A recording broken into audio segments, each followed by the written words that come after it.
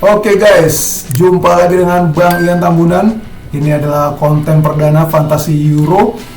Di sini gue akan ngebahas tentang kompetisi yang gue adakan, Fantasi Euro Bang Ian Tambunan. Lalu yang kedua juga peraturan di Fantasi Euro yang berbeda sedikit dengan Fantasi Premier League. Yang ketiga ada siapa sih eksekusi penalti dan set piece dari tim-tim yang beraksi di Euro 2024. Yang keempat, line up dari ke-24 tim yang akan beraksi. Yang kelima, pemain-pemain terbaik dalam ball recoveries, di mana 3 ball recoveries kan akan dapat 1 poin. Nah, siapa aja pemain terbaiknya selama kualifikasi kemarin. Yang keenam adalah best captain untuk fase grup guys. Dari gue mau tampilkan juga dari fixtures yang termudah, lalu juga chip strategi dan juga pilihan kapten. Yang terakhir tentu saja tim gue guys. Nah, langsung saja kita mulai guys.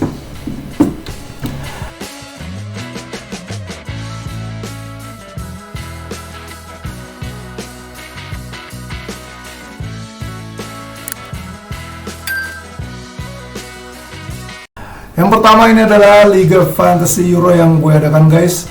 Fantasy Euro Bang Ian Tambunan, reward peringkat 1 sejuta, peringkat 2 300.000, peringkat 3 200.000. Dan buat lo yang pengen ikut, wajib untuk mengikuti syarat dan ketentuannya guys. Ini juga udah gue posting di Instagram dan Twitter pribadi.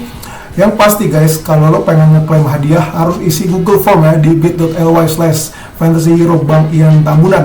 Oke guys, dan setiap menjelang match day, gue akan menampilkan video Fantasy Euro dengan data terakurat dari Fantasy Football Scout. Sekarang kita langsung mulai guys. Ini dia adalah sejumlah peraturan yang mungkin buat teman-teman yang belum pernah bermain Fantasy Euro atau Fantasy Liga Champions, coba kita baca bersama ya guys. Kalau buat yang udah pernah main Fantasy UCL sih ini nggak terlalu berbeda, cuma agak sedikit berbeda dengan Fantasy Premier League.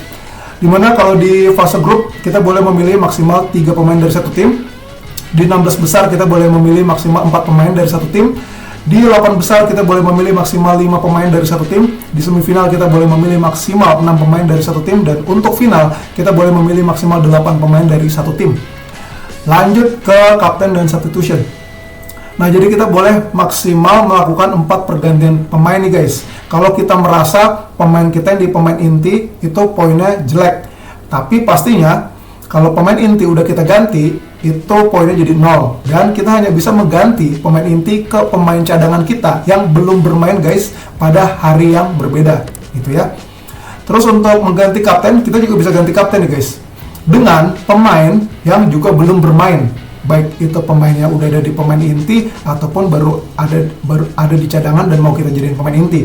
Tapi kalau lo udah ganti kapten, artinya pemain lo yang pertama lo kaptenin itu poinnya nggak jadi dikali 2 lagi.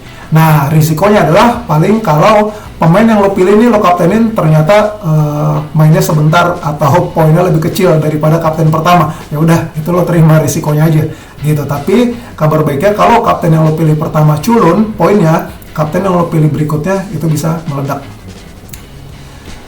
Nah, sekarang untuk transfer ya guys. Jadi di sebelum turnamen tentunya unlimited, lo bebas transfer berapapun sampai ntar deadline ya, jam sekarang Jumat ya, berarti Sabtu pukul 02 WIB ya guys. Deadline di Fantasy Euro ini sama kayak UCL, bener-bener di jam pertandingan ya baru deadline, bukan 1,5 jam seperti FPL. Terus selama fase grup, setiap match day-nya lo punya jatah free transfer 2. Terus sebelum babak 16 besar bebas transfer lagi, jatuhnya kita kayak dapat wildcard ya di babak 16 besar. Terus sebelum quarter final dapat 3 transfer, sebelum semifinal 4 transfer, dan sebelum final 5 transfer. Nah, seperti biasa guys, kalau lo melakukan transfer lebih dari jatah yang disediakan, lo akan kena minus 4 ya. Oke, lanjut guys. Ini dia perhitungan poinnya ya guys. Bisa dilihat nih, ini mayoritas sama, lo bisa baca sendiri. Kalau masih ada yang bingung bisa komentar, nanti gue bantu terangin ya guys. Nah, di sini ada yang di tanda bintang sama tanda bintang 1 sama tanda bintang 2. Tanda bintang 1 adalah ketika penalti itu akibat handball, itu nggak akan memberikan poin assist. Nah, kalau di FPL kan kalau misalkan nih Haaland nge-shoot terus handball back lawan. Nah, kalau nendang penaltinya bukan Haaland, misalkan nendang Alvarez, Haaland dapat assist kalau Alvarez ngegolin. Nah, tapi di sini kalau misalkan sumber penaltinya karena handball, itu yang kena handball nggak dikurangin, dan yang menyebabkan musuh handball juga nggak dapat poin assist guys. Nah terus kalau misalkan bintang 2 ini, artinya poin tersebut hanya didapatkan bagi pemain yang bermain selama setidaknya 60 menit gitu guys. Ini ada lanjutannya. Itu untuk poin defender, midfielders ya kan, seperti biasa. Back ngegolin 6, terus gelandang ngegolin 5, striker ngegolin 4 gitu ya guys. Lanjut nih ke chip.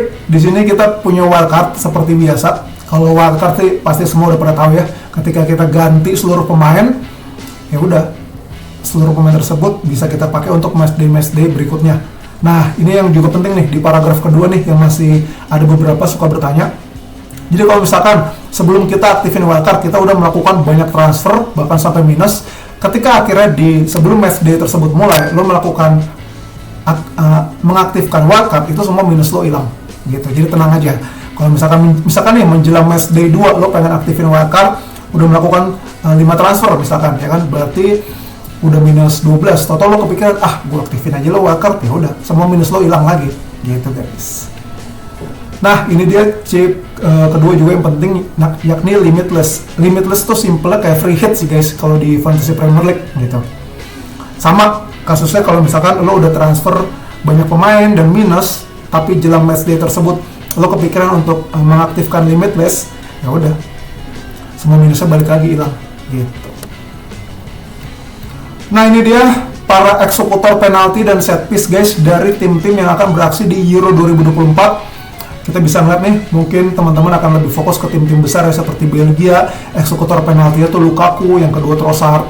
Lalu direct free kick-nya atau free kick langsungnya itu yang nendang pertama Carrasco, yang kedua De Bruyne, yang ketiga Lukaku. Lalu corner atau sepak pojok dan indirect free kick alias umpan-umpan dari free kick, ya itu biasanya yang umpan ada De Bruyne, Trossard, Luke Bacchio, Bakayoko, Carrasco. Nah di sini juga Inggris tentunya pasti banyak yang meminati, Prancis, Jerman. Paling agak membingungkan nih yang masih kita nantikan, siapa sih eksekutor penaltinya Italia ya guys. Apakah masih Jorginho? Karena Jorginho itu udah 3 atau 4 kali beruntun gagal ya eksekusi penalti buat Italia. Siapakah selanjutnya, bisa jadi Scamacca atau Di Marco gitu kan. Ini bisa jadi pertimbangan juga untuk lo yang mau memilih pemain. Tentu saja kalau pemain kita jadi eksekutor penalti, itu jadi nilai plus banget, apalagi dia sapu bersih semua, eksekutor penalti dan juga set piece ya guys. Lanjut ke 12 tim berikutnya. Di sini ada Belanda. Yang menarik, eksekutor penalti utama Belanda adalah Van Dijk. Yang kedua adalah Gakpo. Terus kalau free kicknya si Depay, Blind, Simons, Gakpo ya. Direct free kick ya. Kalau corner dan indirect free kick ada Firman, Depay, Gakpo, Simons, Blind. Nah di Portugal juga ada Ronaldo, Fernandes dan Jota di eksekutor penalti. Cuma di sini kalau menurut lo pribadi guys ya, itu Cristiano Ronaldo bakal terus main 90 menit nggak sih? Memang di match terakhir garang banget ya, 2 gol ya, dan golnya keren. Ataukah Fernandes yang akan lebih sering bermain 90 menit? Bahkan kalau menurut gue Fernandes udah pasti aman 90 menit terus ya. Karena kalau Ronaldo nggak selalu 90 menit, bahkan mungkin dirotasi. Tentu punya Bruno Fernandes lebih penting dibandingkan Ronaldo. Tapi sekarang yang tersebar, squad udah mulai banyak yang masukin Ronaldo ya guys. Gitu. Gimana pendapat lo guys? Apakah termasuk yang pengen ngambil Ronaldo? Oke, ini dia penalti and set piece takers. Kita lanjut nih guys ke predicted line up ya. Ini semua data dari Fantasy Football Scout ya guys. Di Jerman formasi akan 4-2-3-1. Striker utama Havertz, lalu gelandang serang dan winger ada Wirtz, Gundogan, Musiala. Gelandang tengah dan bertahan ada Kroos, Andrich. Back ada Mittelstadt, Tah, Rudiger, Kimmich, kiper Neuer. Di sini menarik, Mittelstadt harga 4 ya guys, murah banget back kiri Jerman. Lalu di Scotland pakai formasi 3-4-2-1. Kita bisa tuh kiper Gunn, ada Tierney, Hanley, Henry, Robertson, McGregor, Gilmore, Ralston, McGinn, McTominay dan Schengen. Lalu grup A juga nih guys, masih Hungaria dan Switzerland. Hungaria itu pakai formasi 3-4-3, Gulaksi, Zalai, Orban, Lang. Gelandangnya ada Kerkez, Kever, Nagy, Bola. Lalu juga di trio penyerang ada Szoboszlai, Varga dan Salai. Di Swiss pakai formasi 3-4-2-1 guys, ada Sommer, Elvedi, Akanji, Scher, Ndoye, Fruller, Xhaka, Whitmer. Lalu ada Vargas, Amdoni dan Shaqiri. Lanjut kita ke grup B guys, ada skuad Spanyol dan Kroasia. Spanyol pakai taktik 4-1-2-2-1. Ada Unai Simon ya guys, Grimaldo, Laporte, Lenormand, Carvajal, Rodri, Fabian, Pedri, Williams, Morata, Yamal. Kroasia pakai taktik 4-3-3, Livakovic, Guardiol, Pongracic, Sutalo, Stanisic, Brozovic, Kovacic, Modric, Kramaric, Budimir, dan Majer. Masih di grup B guys, ada skuad Italia dan Albania. Italia pakai formasi 4-2-3-1, Albania formasi 4-2-3-1 juga. Italia ada Donnarumma, Di Marco, Bastoni, Mancini, Di Lorenzo, Jorginho, Cristante, Chiesa, Fratesi, Pellegrini, Scamacca. Albania ada Berisha, Mitac, Jim City, Ismaili, Haisets, Ramadani, Aslani, Severi, Bachrami, Asani, dan Broha.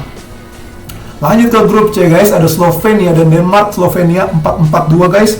Oblak, Janza, Bijol, Brekalo, Karničnik, Miskar, Elsnik, Ceren, Horvat, Sesko, dan Sporar.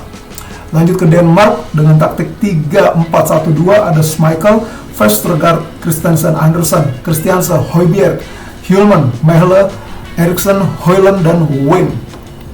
Lanjut ke grup C guys, dua tim lagi, ada Serbia dan Inggris. Inggris nih kandidat juara ya.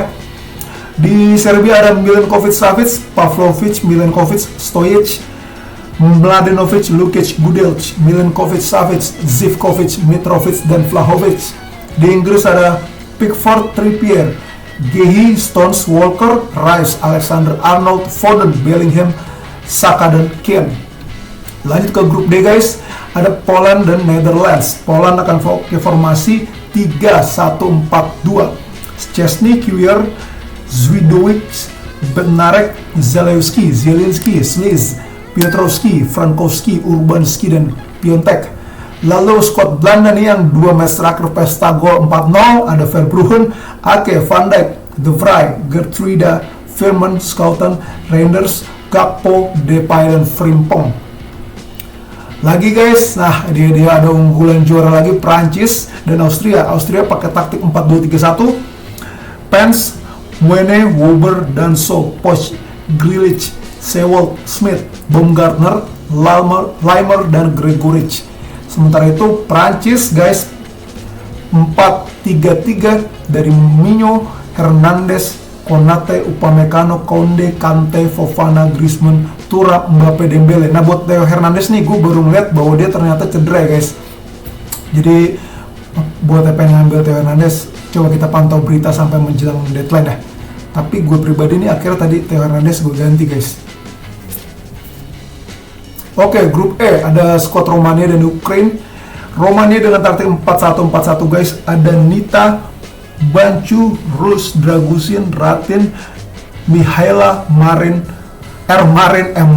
Stanciu, Man, dan Bragus.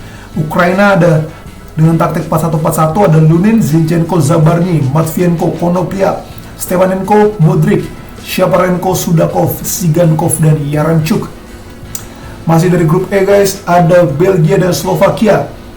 Nah Belgia nih ada striker sejuta umat nih dengan taktik 4-2-3-1, kiper Castells.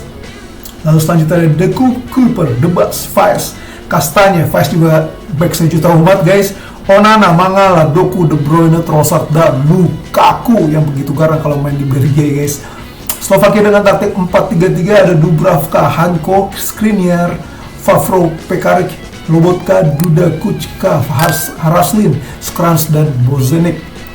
Dari grup F ada Turki dan Georgia guys.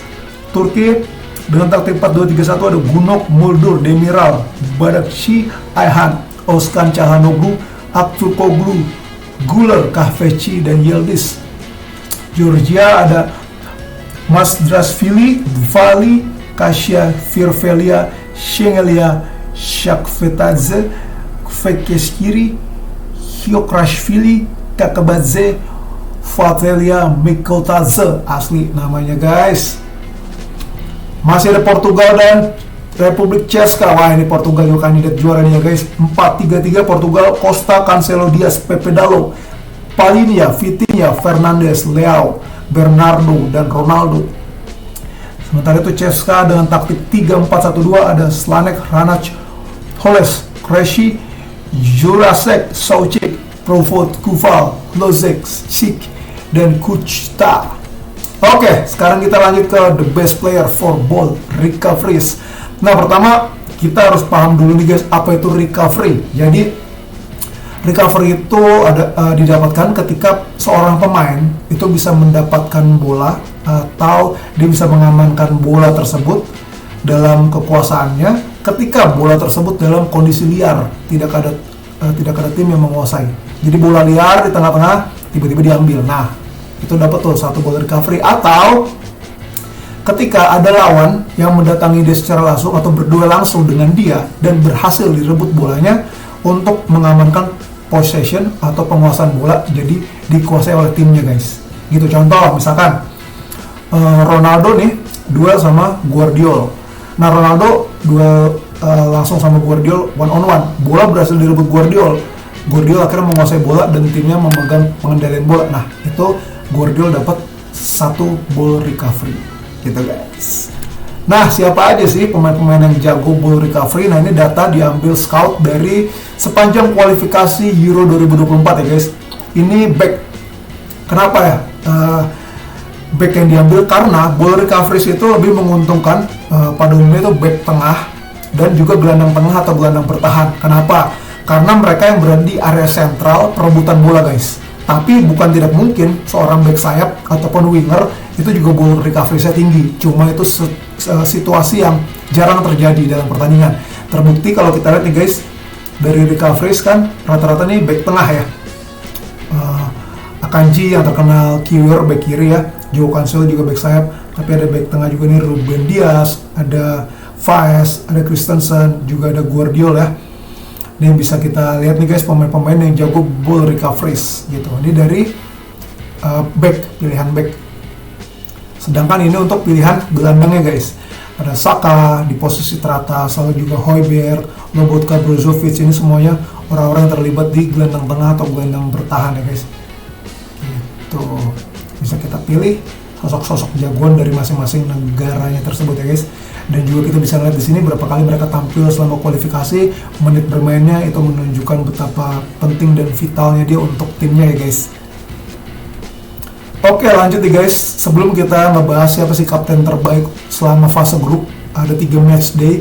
Kita bisa lihat di sini di mana scout sudah mengelompokkan dari match day 1, match day 2, match day 3 siapa sih lawan-lawan yang masuk golongan easy sehingga warnanya hijau, atau medium sehingga warnanya kuning, atau hard atau paling sulit ya itu yang warna merah. Di sini kita bisa lihat Belgia, Jerman, dan Portugal itu berada di grup yang terbilang enteng karena tiga-tiganya lawannya warnanya hijau. Sedangkan Inggris ada satu kali lawan yang sedang lumayan, yakni Denmark. Sementara itu Prancis, Netherlands akan saling bertemu di matchday 2 sehingga terbilang cukup berat. Nah, untuk yang menjagokan negara-negara besar seperti Italia, Spanyol, itu juga perlu dipantau nih guys, karena mereka akan menghadapi lawan yang cukup berat, di mana Italia dan Spanyol akan saling bertemu juga di matchday 2, sedangkan Italia masih harus menghadapi Kroasia, Spanyol juga akan ketemu Kroasia gitu. Nah, setelah kita tahu fixture ticker ini guys, level-level lawannya dari mudah sampai berat, kita pastikan dulu kita mau pakai chip strategi seperti apa. Strategi chip kita gimana nih? Kita punya 2 chip, wildcard dan limitless.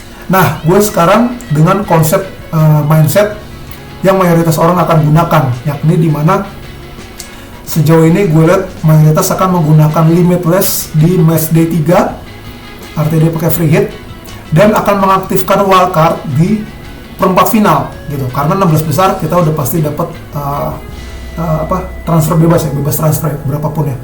Jadi kita perlu pakai di mana nih? Nah, kalau kita pakai strategi limitless di matchday 3, di mana kemungkinan matchday 1 sama 2 itu orang udah totalitas dan udah ada beberapa negara yang memastikan lolos. Artinya di matchday 3 nih kita perlu ganti jagoan ya. Kalau negara-negara utama yang kita jagokan tadi udah lolos. Sedangkan di matchday 8 di wildcard kenapa dipakai di quarter final? Karena untuk menghindari risiko kita salah memprediksi kemenangan di 16 besar, sehingga kita masih bisa menyusun tim untuk perempat final sampai final dengan lebih matang gitu ya guys. Otomatis kalau kita pakai chip strategi seperti itu, kita perlu fokus siapa nih yang kita maksimalkan squadnya dari 2 matchday pertama. Nah ini kita bisa ngeliat nih guys, dimana Belgia, Denmark, Inggris, Prancis itu berada di urutan teratas. Belgia akan menghadapi 2 lawan yang relatif ringan, Slovakia dan Romania. Denmark akan menghadapi Slovakia dan Albania. Inggris akan ketemu Serbia. Sorry guys, ini Belgia yang paling enteng dong dulunya ya. Belgia lawan Slovakia, Romania. Denmark lawan Slovakia di matchday 1. Inggris lawan Serbia di matchday 1. Prancis, Australia. Jerman, Skotland. Italia, Albania. Nederland, Poland. Portugal, Ceska. Itu matchday 1. Dan matchday 2-nya gampang adalah Belgia ketemu Romania. Kroasia ketemu Albania, Jerman ketemu Hungaria, Portugal ketemu Turki. Nah, inilah yang hijau-hijau ini bisa kita maksimalkan untuk matchday pertama dan matchday 2. Matchday itu kalau di bahasa FPL lebih gampangnya game week ya guys, buat teman-teman yang mungkin masih bingung. Nah, pilihan kaptennya ya jadinya seperti ini guys, kurang lebih gambarannya. Untuk yang main 14 Juni, kapten bisa Musiala ketemu Scotland. Main 15 Juni, kapten bisa Di Marco lawan Albania. Main 16 Juni, kapten bisa Ken lawan Serbia. 17 Juni, Mbappe lawan Austria. 18 Juni, Fernandes lawan Ceska. Kalau kita masih mau terus-terusan ganti kapten. Kalau kita udah puas dengan kapten kita di tanggal 14 Juni, misalkan Musiala hat-trick, ya udah kita nggak perlu ganti kapten. Tapi kalau Musiala cuma 1 assist, terus kita kayaknya gue mau ganti kapten dia ke Di Marco, Ken atau Mbappe, ya udah ganti aja, siapa tahu lebih besar kan poinnya. Nah untuk matchday 2 pilihannya juga bisa jadi Musiala, Ken, Mbappe, Fernandes, di mana Musiala ketemu Hungaria, Ken ketemu Denmark, Mbappe ketemu Belanda, dan Fernandes ketemu Turki. Nah, di sini sebetulnya gue masih agak galau ya soal kapten dari Jerman. Apakah Musiala atau Musiala lebih baik diganti Wirtz atau lebih baik di Havertz kaptennya? Itu masih jadi pertimbangan guys. Dan Jerman main di match pembuka ya sebagai tuan rumah. Ya, terakhir guys penutup, ini dia squad gue sejauh ini dengan formasi 4-3-3. Striker ada Ken, Mbappe, Havertz. Gelandang ada Trossard, Musiala kapten, Jorginho. Back ada Faes, Alexander-Arnold, Mittelstadt, Di Marco. Kiper Moldovan, ini kiper Murmer dari starter ya guys. Terus cadangannya ada Costa, Cancelo, Sudakov, dan Bruno Fernandes. Nah, lo ada masukan gak nih guys buat gue atau nih tim gue termasuk culun atau tim ini bisa ngebuat gue kembali juara lagi nih di liga yang diadakan sendiri seperti di FPL kemarin ya, Liga FPL YouTube Bang Tambunan, ngadain sendiri, juara sendiri. Nah kalau lo ada masukan boleh banget sampaikan di kolom komentar, dan gue juga masih sangat berpikiran terbuka untuk melihat update terbaru. Bisa jadi ntar menjelang deadline ada pergantian, atau bahkan amit-amit nih pemain-pemain Jermannya yang gue pilih, Havertz, Musiala, Mittelstadt, ada yang tidak starter, itu bisa juga diganti gitu. Jadi masih akan ada perubahan tergantung dari situasi yang terjadi. Buat teman-teman yang masih ada pertanyaan juga bisa sampaikan di kolom komentar, dan buat yang menyukai video-video Bang Tambunan boleh banget guys buat di like, share, subscribe, dan klik tombol lonceng guys buat update video terbaru dari Bang Tambunan, dimana setiap jelang match day akan gue buat video Fantasy Euro. Oke guys, thank you banget ya guys sudah nonton video gue sampai akhir. Semoga videonya bermanfaat. Sehat selalu guys, dan Tuhan memberkati.